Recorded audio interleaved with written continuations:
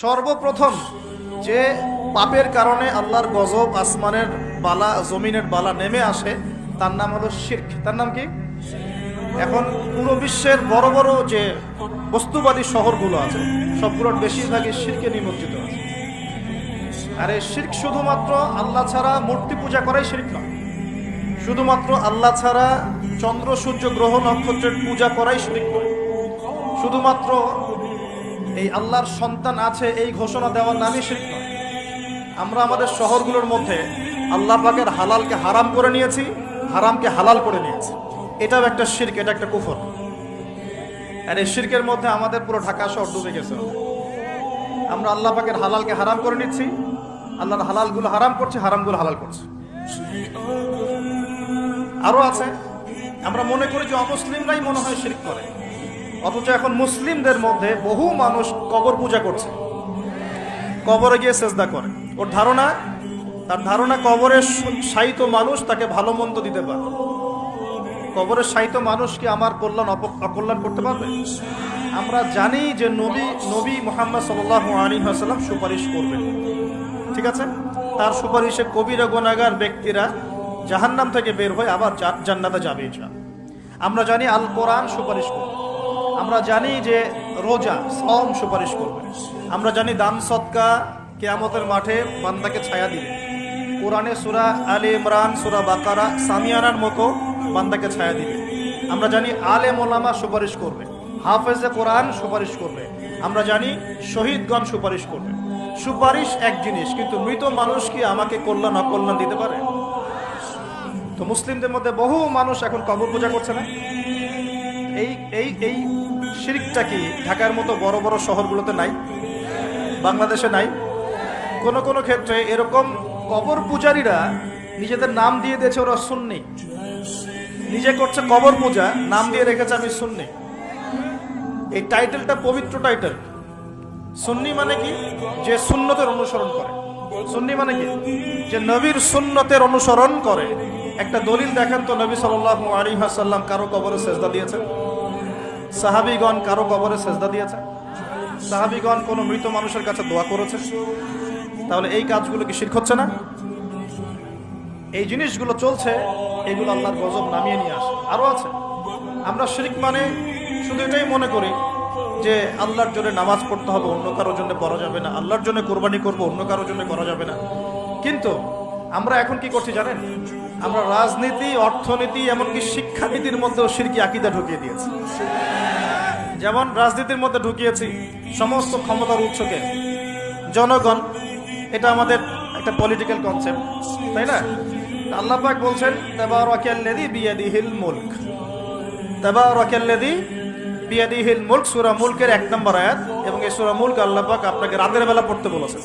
রাতের বেলা পড়লে আপনি কবরের আযাব থেকে বেঁচে থাকবেন ইনশাআল্লাহ।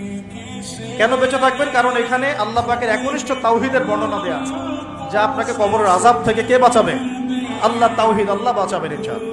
এর প্রথমেই আল্লাহ বলছেন তাবারাকাল্লাযী, বরকতময় সেই আল্লাহ, বিয়াদিহিল মুলক, যার হাতে হচ্ছে সমস্ত কর্তৃত্ব, ক্ষমতা। ক্ষমতার মালিক কে?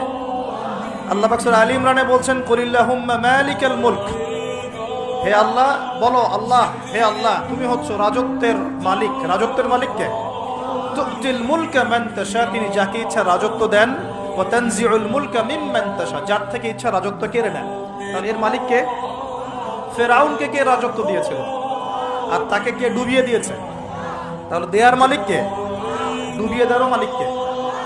আবার দাউদ আলাইহিস সালামকে কে দায়িত্ব দিয়েছিল? সুলাইমান আলাইহিস সালামকে কে এই বিশ্বের শাসক বানিয়েছে? ইউসুফ আলাইহিস সালামকে জেলখানা থেকে বের করে মিশরের শাসক কে বানিয়েছে? মুহাম্মদ সাল্লাল্লাহু আলাইহি ওয়াসাল্লামকে মক্কা থেকে শূন্য হাতে মদিনায় নিয়ে গিয়ে মদিনার শাসক কে বানিয়েছে? এটা দেয়ার মালিক কে? আল্লাহর মনোনীত বান্দাগণ যখন দায়িত্ব পেয়েছেন, তারা কি আল্লাহর বিধান বাদ দিয়ে অন্যের বিধান দিয়ে দাসত্ব করেছে? তাহলে আমরা তো খলিফা শব্দই বুঝি না। আমরা এই পৃথিবীতে কার খলিফা? আমরা এই দুনিয়ায় কার খলিফা? খলিফার দায়িত্ব কি? আল্লাহ পাক সূরা সদের মধ্যে বলছেন, ইয়া দাউদ, হে দাউদ, ইন্না জাআলনাকা খলিফাতান ফিল আরদ, হে দাউদ আমি তোমাকে পৃথিবীতে আমার খলিফা করেছি। কি করেছি? কে করেছেন? তোমার দায়িত্ব হচ্ছে ফাহকুম বাইনান নাসি বিল হক, মানুষের মাঝে হকের মানদণ্ডে বিচার ফয়সালা করো। মানুষের মাঝে হকের মানদণ্ডে বিচার ফয়সালা করো। এখন হক সত্য, সত্য মিথ্যা, ন্যায় অন্যায় চূড়ান্ত মানদণ্ড কি? আমার নিজের মন গড়া যুক্তি, বিজ্ঞান, দর্শন, নাকি আল্লাহ পাকের ওহী কোনটা?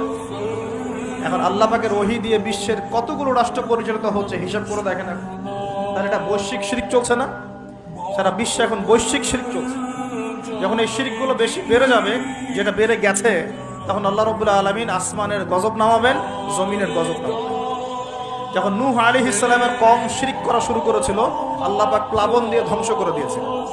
আস্তে আস্তে সেদিকেই বিশ্ব যাচ্ছে। আল্লাহ পাক এই বিশ্ববাসীর মধ্যে একটা বড় অংশকে অচিরে ধ্বংস করে দিবেন। ঠিক হয়ে গেছে? আরো সামনে যান। আমরা অর্থনীতির মধ্যেও শিরক করছি। কেমন শিরক করছি? আল্লাহ পাক হালাল অর্থনীতি দিয়েছেন, ইসলামিক অর্থনীতি।